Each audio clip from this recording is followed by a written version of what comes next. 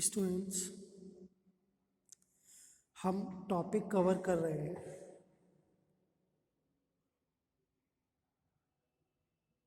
Null space, range, rank and nullity of a linear transformation, जिसमें हमने range के बारे में बताया और नल स्पेस के। तो कोई एक लीनियर ट्रांसफॉर्मेशन है टी जिसका domain V codomain W।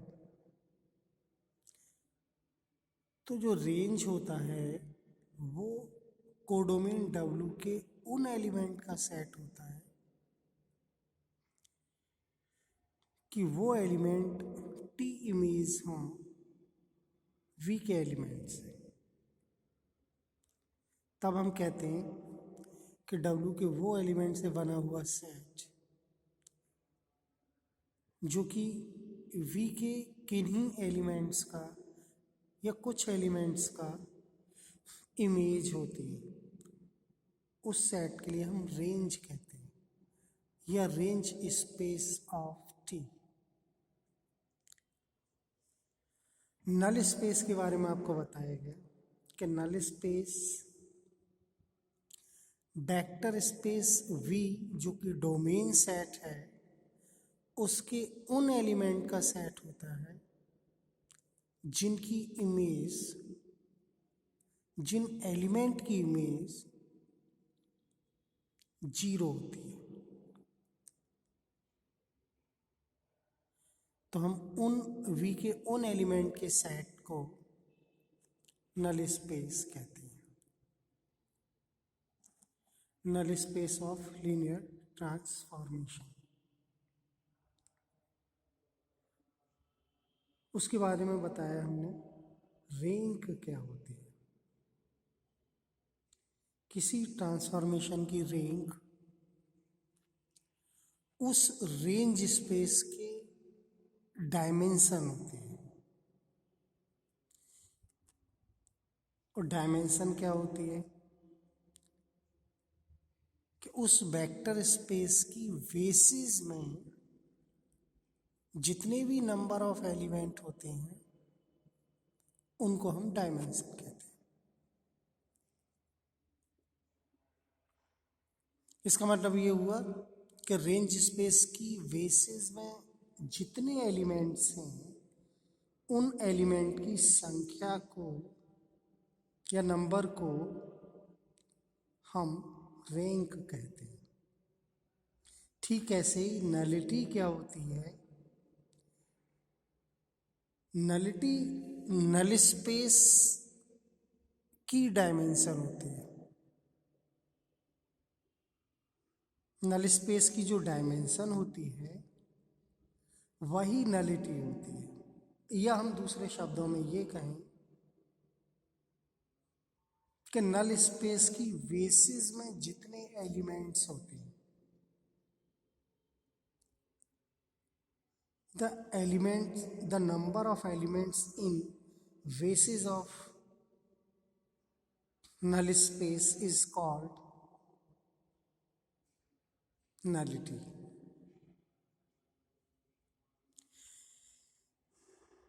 Okay, अब हम इन्हीं 4 पॉइंट्स पर डिपेंड क्वेश्चन सॉल्व कर रहे हैं। देखिए, जिसमें हमें रेंज स्पेस फाइंड करना है। आपको एक लीनियर ट्रांसफॉर्मेशन गिवन है जो कि आप देख रहे हैं Tx1, x2 is equal to x1 plus x2, x1 minus x2, x2। इसको हमने इक्वेशन नंबर 1 दिया। तो ये हमें गिवन है। अब इन्होंने ये कहा है कि इस लीनियर ट्रांसफॉर्मेशन की रैंक बताइए। रैंक के लिए हमें इस रेंज स्पेस की डायमेंशन फाइंड करनी होगी। डायमेंशन के लिए बेसिस चाहिए, तो देखिए let the basis elements of R square R. आप जानते हैं बेसिस के एलिमेंट्स किस टाइप के होते हैं। E1 is equal to 1 0 and E2 equal to 0 1। ये आर स्क्वायर है ना, स्क्वायर मीन्स टू पावर है इसकी, तो इसकी बेसिस में 2 एलिमेंट्स होंगे 1 0 0 1। एक को हमने E1 लिखा, दूसरे के लिए E2। TE1 is equal to T1 0, और ये T1 0 की वैल्यू हमने यहाँ से फाइंड की इक्वेशन 1 से। मतलब x1 की जगह पर हम 1 लिखेंगे, x2 की जगह पर 0, और इस पूरी ट्रिपलेट में जो दिया हुआ है इसमें लिखेंगे। और हमने यहाँ शो किया है, देखिए 1 + 0 1 - 0 0, सॉल्व हुआ, यह है। TE1 हो गया, TE2 T0 1। x1 की जगह 0 लिखेंगे यहाँ, x2 की जगह 1।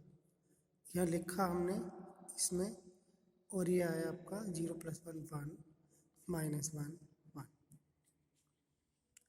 इसका मतलब ये हुआ कि जो बेसिस है TE1 TE2, basis of range space जिसमें 2 एलिमेंट्स हैं, basis of range space 1 1 0 1 -1 1। Basis में जब 2 एलिमेंट्स हैं तो इस रेंज स्पेस की डायमेंशन हुई 2, और जो रेंज स्पेस की डायमेंशन होती है वही आपका क्या होता है, रैंक होता है, rank of linear transformation. Okay, तो यहाँ हमने एक ट्रांसफॉर्मेशन दी हुई थी, और हमें उस ट्रांसफॉर्मेशन की रैंक फाइंड करनी थी। इसके लिए हमने रेंज स्पेस की डायमेंशन को फाइंड किया, मींस रेंज स्पेस की बेसिस फाइंड की, जो कि बेसिस आप देख रहे हैं, रेंज बेसिस ऑफ RT, जिसमें 2 एलिमेंट्स हमें मिले। It means rank of T is equal to 2। Next question है,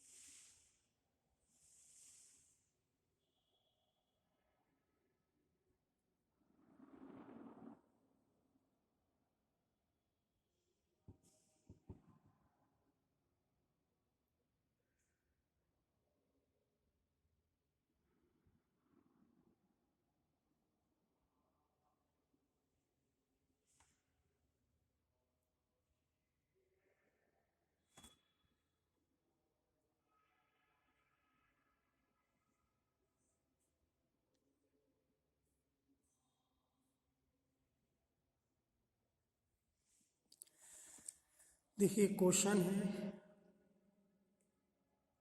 find a linear transformation T such that R cube tends to R⁴, whose range is spanned by vectors 1 2 0 -4 2 0 -1 -3. Usual basis of R cube is E1 E2 E3.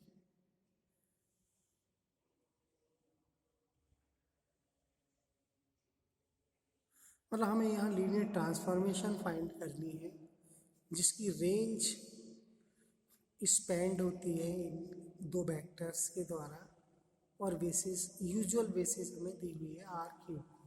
In domains space की। देखिए range is spanned by two elements या two vectors. हम क्या करेंगे, we may further include a vector 0 0 0। Zero vector हम इसमें include कर दें तो इस रेंज स्पेस पर कोई इफेक्ट नहीं आएगा। तो हमने यहाँ इंक्लूड किया तो ये बेसिस हो गई 1 2 0 4 और ये किसकी, r की पावर 4 की, क्योंकि 4 पॉइंट्स हैं इसमें। देखिए एक लीनियर ट्रांसफॉर्मेशन हमने एग्जिस्ट की such that T x i is equal to y i. यहाँ पर हमारे पास x जो एलिमेंट्स हैं वो e1 e2 e3 हैं। तो हमने यहाँ लिखा T e1 is equal to, हमने लेट कर लिया टी e1 ये है, टी e2 ये है, टी e3 ये है। क्योंकि e1 e2 e3 बेसिस है आर क्यूब की, तो T e1 T e2 T e3 basis होंगी R4 की, कोडोमेन सेट की इसकी। हमने एक एलिमेंट लिया अल्फा आर क्यूब का और अल्फा इस टाइप का लिया a b c is equal to, इसको लीनियर कॉम्बिनेशन में एक्सपेंड कर सकते हैं a e1 plus b e2 plus c e3। Therefore T a comma b comma c is equal to a T e1, यानी T हमने operate कर दिया इस पर ट्रांसफॉर्मेशन, और ये आ गई आपकी a T e1 b T e2 b T c T e3। T e1 T e2 T e3 की ये वैल्यू हमें दी हुई है, वो हमने यहाँ सब्स्टिट्यूट की। फिर क्या किया, इसको बस सिंप्लीफाई कर लिया, मीन्स कैसे ए प्लस टू बी ये 0 a plus two b comma 2a plus 0 plus 0 2a 0 minus b plus 0 यानी minus b minus 4a plus minus 3b। तो ये आपका linear transformation T a comma c के लिए फॉर्मूला बन गया। यही हमें फाइंड करना था।